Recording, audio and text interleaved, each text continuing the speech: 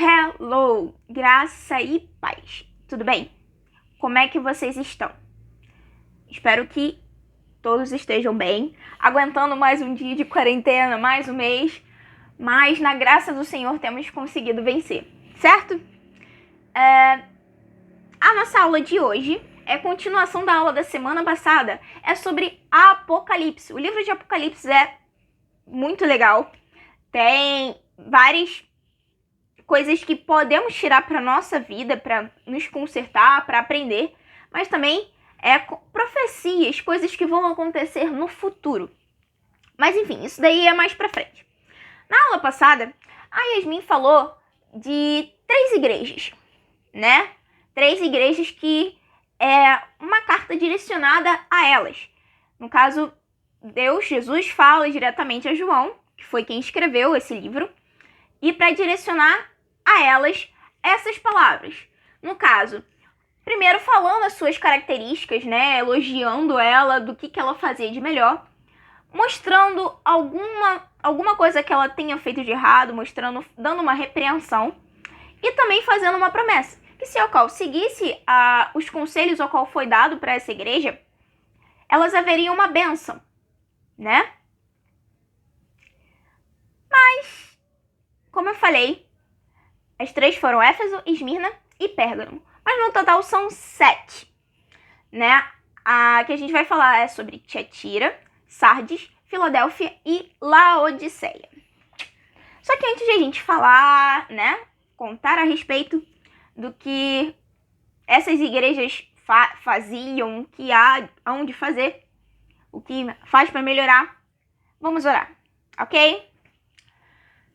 Senhor Jesus, muito obrigado por esse dia, obrigado pela vida de cada um que está assistindo essa aula, que o Senhor venha abençoar as nossas vidas, venha abençoar a nossa família, venha abençoar também essa aula, Pai. Que o Senhor venha me usar para falar aquilo que o Senhor tem direcionado conforme a Tua palavra. Assim também, ó Pai, que o Senhor venha abençoar a cada um que está assistindo, que sua mente, o seu coração venham estar abertos para aprender da Tua palavra e conhecer verdadeiramente a Ti.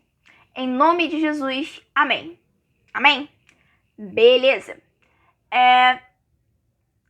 Esse livro ao qual a gente está falando, né, do livro de Apocalipse, é sim um livro histórico, porque a carta foi direcionada a algumas igrejas, né? Mas não só o livro de Apocalipse, mas qualquer outro livro que tem na Bíblia tem um fator, sim, histórico, mas também são histórias que dá pra gente tirar lições pra nossa vida. A Bíblia em si, em toda, é o nosso manual de vida. Então a gente observa as situações que acontecem em cada livro, em cada versículo, e a gente tira como exemplos, né, a ser seguidos, do que a gente deve fazer, do que a gente deve consertar, que caminho a gente deve seguir. Então é isso. Assim como o livro Apocalipse ele é histórico, é profético, porque tem coisas que estão aqui no livro que ainda vão acontecer, mas isso já é outros 500, né? Mas essa parte foi umas cartas que foram direcionadas a essa igreja. E aqui eu fiz uma tabelinha para vocês entenderem melhor. Eu botei a igreja, o ponto certinho, como se fosse o elogio a elas, e o xizinho era o que elas estavam fazendo de errado, ok? Depois eu coloquei os símbolozinhos aqui embaixo que vocês vão entender depois o que vai representar. No caso, os conselhos ao qual que deveriam ser feitos por eles para melhorar, se consertar. Ok? Então, a primeira igreja é a Tiatira. Tiatira, nome diferente, né? Tiatira, o elogio ao qual ela é dado a ela, Jesus dá a ela, é que ela é trabalhadeira. Ela trabalha muito. Trabalhar arduamente, continuamente. Não dizendo que trabalho emprego que ganha dinheiro monetário para sustentar a si, mas trabalha em relação ao reino. Então, vamos dizer assim que ela era uma igreja bastante missionária, né? Falava que ela fazia tudo com caridade, quer dizer, amor, né? Fé, paciência. Então, ela tinha esse cuidado para fazer as obras de Deus. E tanto que faz a comparação do que ela faz as obras delas, comparando da primeira vez até naquele momento, ela tinha melhorado muito. Então foi esse elogio ao qual Jesus faz a essa igreja. Só que todavia, entretanto, havia um mero escorregãozinho que ela tinha. Ela tolerava a indecência. Ela permitia que a indecência e a imoralidade entrasse dentro da igreja. O que é isso? Vou explicar para você. Eles fazem a comparação sobre a indecência sobre a Jezabel. Jezabel, nome de uma mulher, mas não era especificamente alguém. Uma mulher que estava naquele lugar, naquela igreja, que estava deixando que a imoralidade entrasse na igreja. Não. Jezabel era há muito tempo atrás. Isso, vamos dizer, nos primeiros praticamente livros, a gente está no último, nos primeiros livros lá da Bíblia, né, de 1 Reis, que conta a Jezabel que era uma profetisa. No caso, ela também era rainha ao lado de um dos reis que estavam governando Israel. E Jezabel era uma profetisa mundana, no caso, né, profetisa de idólatra de deuses pagãs. E ela fez com que, durante o período onde ela estava vivendo, fez com que o povo comesse de manjares, de comidas oferecidas aos deuses. Também fez com que fosse permitido coisas erradas serem feitas, né, que não agrada ao Senhor naquele povo. E também Jezabel, ela foi uma das pessoas, vamos dizer assim, mulheres mais cruéis que, assim, na minha opinião, que eu já vi em relação na Bíblia, é que ela matou muitos profetas de Deus. Muitos mesmo. Elias foi perseguida por ela. Ele ainda sobreviveu, conseguiu sobreviver. Mas ela foi muito cruel, que matou vários profetas do Senhor. Mas enfim, então ele fez essa comparação. Se vocês quiserem ler depois a história dela, lá em 1 Reis 16, no capítulo 16 até o capítulo 21, mais ou menos, vocês veem a historinha dela. Mas ela permitia que comessem manjares, coisas oferecidas a ídolos. Então é nesse sentido que estava fazendo essa comparação. Era permitido comida oferecida a ídolos, era permitido cultos, coisas parecidas, cultuando aos outros deuses e não a Deus. Então esse era o escorregão deles. E a solução a qual era dada para que eles fizessem para melhorar é que devia se apegar à verdade. O que é verdade para a nossa vida? É a palavra de Deus. Que assim o Senhor lhes daria poder sobre as nações. Aqui eu fiz o símbolo de um livrozinho. Dá para entender com o livro, né? Então, se apegar à palavra. Se apegar à palavra do Senhor e não deixá-la. Beleza?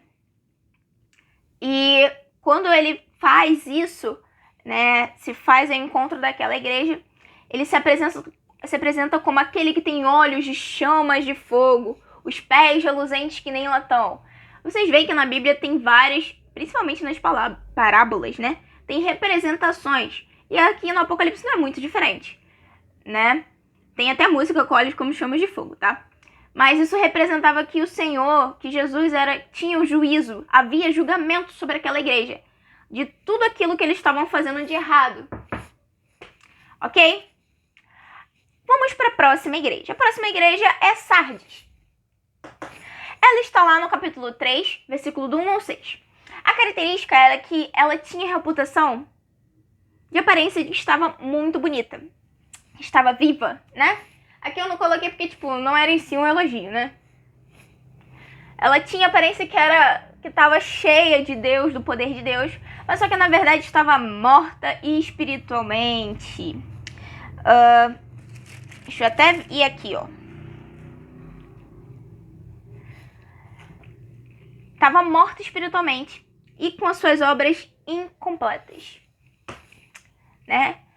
Tentava oferecer algo ao Senhor, mas não conseguia terminar as obras em prol do reino. E no caso, Sardes era uma igreja que vivia de aparência. Aparentemente estava bonitona, estava forte e tal, mas que na verdade era só aparência. Mas enfim, a solução que era dada a eles era que deveriam ser vigilantes. E lembrando que foi ensinado a respeito deles da palavra. Então, ó, vigilantes. Botei os olhinhos atentos, que é para observar o que é dito na palavra, para ver se eles realmente estavam seguindo. Tem uma referência lá em Lucas 12. Deixa eu abrir aqui. Lucas 12. Eu já tinha marcado, não sei porque eu estava procurando. Lucas 12, versículo 8. Diz assim: digo-vos ainda que todo aquele que me confessar diante dos homens, também o Filho do Homem o confessará diante dos anjos de Deus. Aqui traz a referência de que Jesus se confessar. Se a gente confessar diante dos homens que somos de Jesus, somos dele, o Senhor irá confessar ele diante do Pai. Então essa foi a promessa, que se fosse vigilante, se eles se lembrarem do que foram ensinados, haveria a promessa de que seriam vestidos de vestes brancas, que representa pureza, de santificação, né? E Jesus confessaria o nome da igreja, né? Diante do Pai, diante de Deus. Porque Jesus é aquele que nos defende, né? Porque a gente não é merecedor do perdão de Deus, da misericórdia de Deus, somos pecadores, mas através de Jesus a gente tem essa justificação. E por causa disso, Jesus nos defende. Confessa diante do Pai, falar: olha, vocês se arrependeram, eles voltaram de mim, e é caído sobre nós a misericórdia dele, o perdão, né? E Jesus se apresentam a eles como, aqui tem as igrejas, as sete igrejas da mão, ou tem os 7 espíritos. É uma representação de que as 7 igrejas da mão é que estava representando que ela estava morta, muito morta espiritualmente falando, tá? Mas só que Jesus tinha o poder de avivar, de restaurar aquela igreja, de ressuscitar. A outra igreja que vamos falar é de Filadélfia. E o elogio que era dado a ela era que ela observava a palavra e resistia no testemunho. Ela observava a palavra. Isso aí, eu já falei. Observava a palavra e resistia no testemunho. Sendo que assim, ela tinha pouca força. Ela era atenta no que a palavra diz, ao contrário, né, no caso que a igreja de Sardes tinha que fazer, que não estava fazendo, né? Ela tinha pouca fé, pouca força. Ela era fraquinha no desenvolver. Lá no versículo 8 de Apocalipse 3. Apocalipse 3, versículo 8. Fala dela. Do conselho ao qual Jesus dava para aquela igreja, né?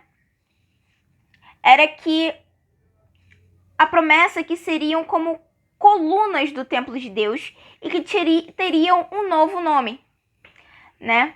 Para manter aquilo que elas tinham guardado do coração delas, a palavra, como foi o elogio, né? Como foi o elogio,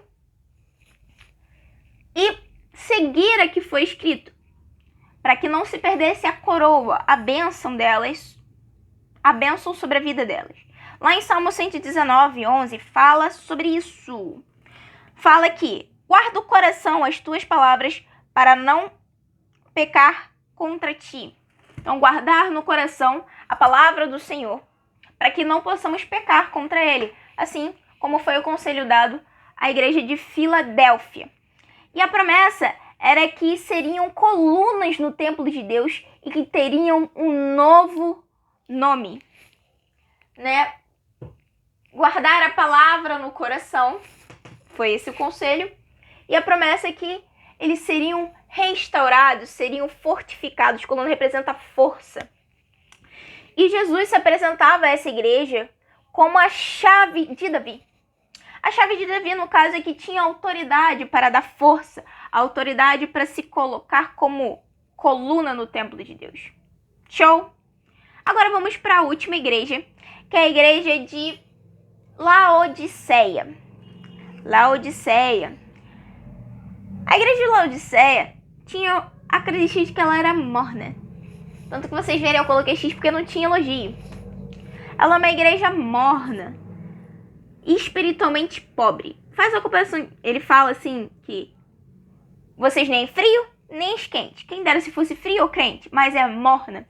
E quando a igreja é morna, é a ponto de vomitar. Como se desse ânsia de vômito. É assim que Deus se sentia a respeito da igreja de Laodiceia. Porque aparentemente ela era rica, era mais rica, vamos dizer assim, das igrejas. Tinha bons recursos. Mas, na verdade, não era isso que importava. Ela era muito pobre espiritualmente. Ela é morna e pobre, né? E, como vocês viram, não tem nenhum elogio para elas, a essa igreja. E a solução que Deus dá, que Jesus dá para essa igreja é que elas fossem zelosas e se arrependessem desse orgulho que elas sentiam, né? De achar que era o bambambam, mas que na verdade não era. E com a promessa de que se assentasse, que iriam se sentar junto a Cristo em seu trono. No caso aqui, ó, eu botei sinal de cruz, que é arrependimento do orgulho ao qual eles tinham, da aparência que eles mostravam de ser quente, fervoroso, mas que na verdade não era nada disso. Era cristãos, vamos dizer assim, meia boca, só de aparência. Já viu gente que dizia ser crente, mas na hora, quando vira, não era? Então, mais ou menos isso. E Jesus se apresentava como testemunha fiel e verdadeira, como o príncipe da criação, né? E assim como essas igrejas, também temos as nossas falhas. E que vocês venham observar o que vocês têm feito parecido ou algo semelhante que essas igrejas também têm permitido fazer, que fizeram no caso. E aqui já dá as instruções do que aquilo que Deus dava conselho para consertar, para se direitar na presença dele. Então, que vocês venham estar atentos, ouvindo o que o Espírito de Deus diz à igreja, diz a você, para o que deve melhorar. Porque assim, eu não sou perfeita, você não é perfeito, a gente nunca vai totalmente, no resto da nossa vida, chegar à perfeição. Mas a gente deve sempre tentar alcançar ela, para que possamos estar sempre junto ao Pai, se santificando, e para que depois a gente também possa ter um encontro com Ele, face a face, estar com o céu louvando e adorando a Ele. E não é muito diferente, somos imperfeitos, essas igrejas também eram imperfeitas, mas que o Senhor deu escape, antes que acontecesse uma coisa pior, antes que elas morressem totalmente, antes que elas fossem destruídas, antes que elas se perdessem. Então que a gente pode, assim como foi dado a essas igrejas, esse conselho, que a gente possa ouvir realmente o que Deus tem nos dado a aconselhar para nos melhorar e estar de pé na presença dele. Amém? Vamos orar para encerrar a nossa aula? Senhor Jesus, eu quero agradecer por essa aula de hoje, que o Senhor tenha ministrado no coração de cada um deles, que o Senhor venha estar revelando, mostrando o que temos feito de errado, no que temos falhado, no que devemos melhorar, e que possamos tirar da Tua palavra, vindo de Ti, ó Pai, aquilo que traga solução para estarmos nos santificando, nos purificando diante de Ti. Em nome de Jesus, ser com cada um de nós, não só hoje, mas todos os dias da nossa vida, que o Senhor venha abençoar o nosso dia, o nosso final de semana, em nome de Jesus. Amém? Amém Beijos e até a próxima!